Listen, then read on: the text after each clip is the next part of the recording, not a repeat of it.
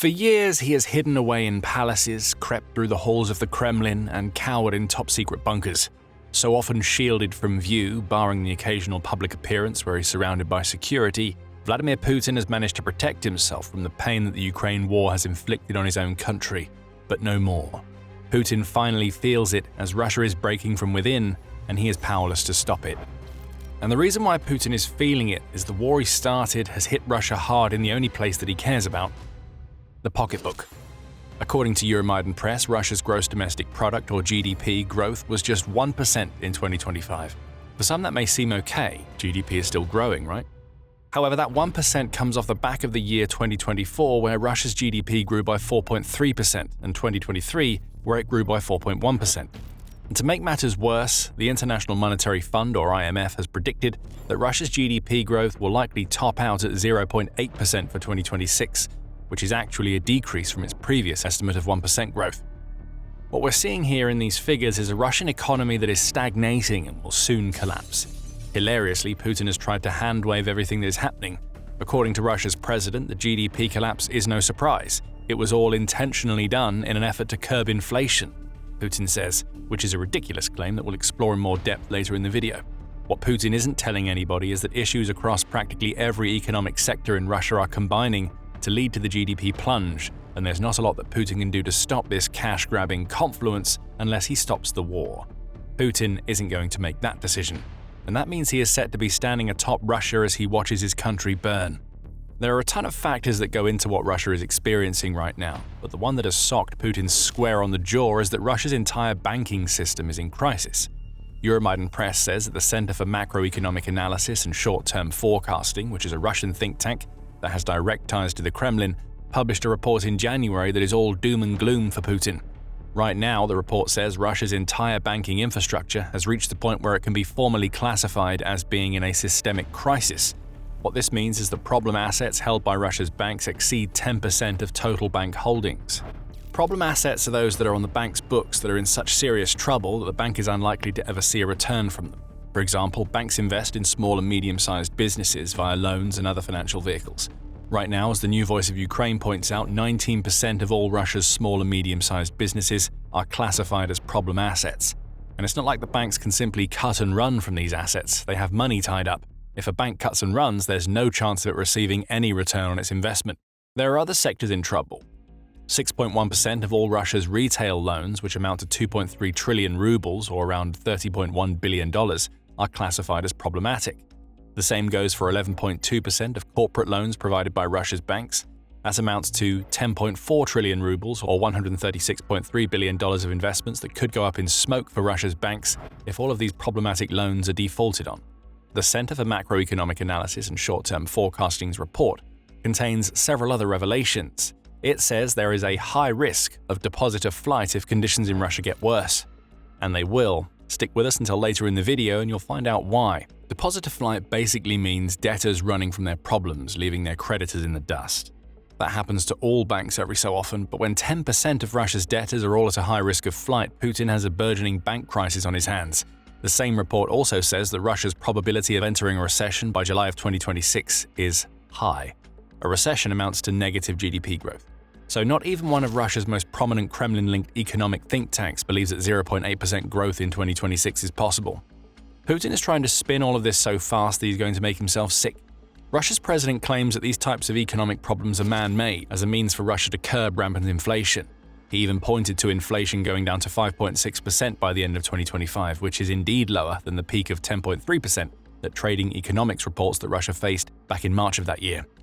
However, as the Institute for the Study of War, or ISW, points out, Russia's inflation rate rotated back up to 6.4% year-on-year in January 2026. Again, Putin says this is all to be expected. The rise seen in Russia's VAT from 20% to 22% is to blame this time around, and the inflation seen in the aftermath is just a short-term blip that will be corrected soon enough. Don't pay attention to how that increase in VAT was made necessary because Russia is earning a lot less revenue from a very important resource that we will reveal soon. And definitely don't pay attention to the ISW report that Russian food inflation was up to about 25% both before and after the VAT hike. All that Russia's people need to know is that Putin is in complete control of everything. Trust your leader. Not your eyes as they water at the sight of cabbage costing so much that you'll be eating nothing else for months. Of course, Putin's spin is all nonsense, especially when you take Russia's systemic banking crisis into account. The only way it could make any sort of sense is if Putin's plan is to put an end to banking in Russia altogether.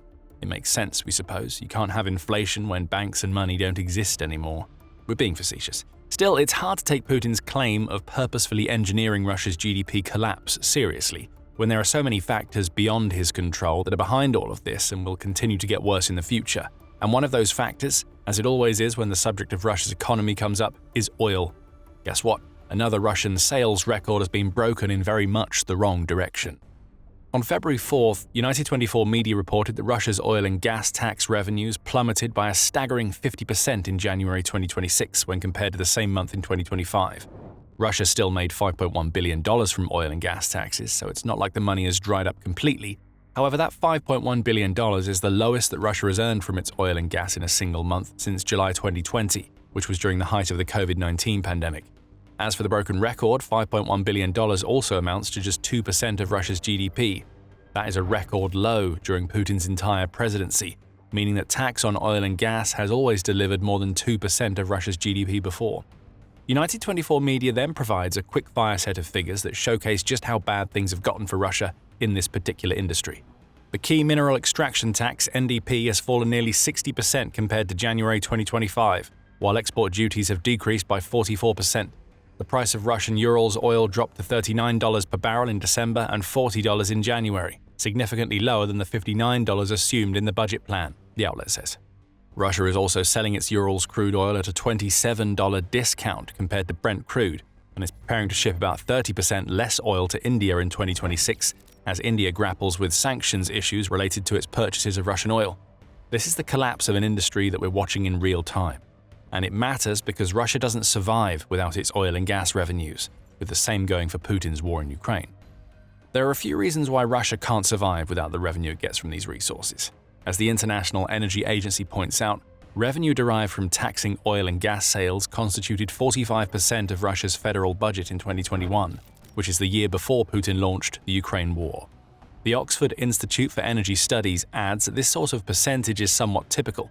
It claims that Russia's oil and gas industry typically accounts for anywhere between 30 and 50% of the federal budget. In short, when oil and gas sales are low, less money goes into the federal budget on which Putin is relying to keep the war going. The timing couldn't be worse for Putin. In addition to these revenue declines contributing to Russia's precarious overall financial position, as well as being the reason why Putin raised the VAT rate that he now claims is leading to rising inflation, Russia's budget isn't exactly healthy. On February 4th, UNN reported that Russia's budget deficit could triple by the end of 2026, with the decline in Indian purchases of Russian oil being the major contributing factor. An unnamed source who is supposedly close to the Kremlin has suggested that Russia may generate 18% less revenue from oil and gas than the government anticipates, leading to a deficit somewhere between 3.5% and 4.4% of GDP. Remember that January's energy revenues amounted to 2% of GDP. When oil and gas play such a massive role in keeping the Russian economy afloat, any decline, even one that still sees Russia making billions from oil and gas sales, is important.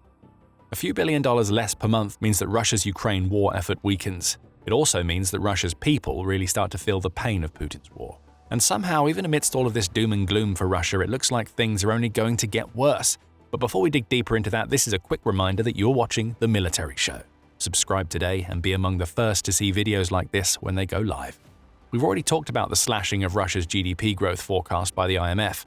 According to the Foundation for Defense of Democracies, that decline in GDP growth is very much linked to US sanctions, and Putin is set to face a lot more pain in that department soon.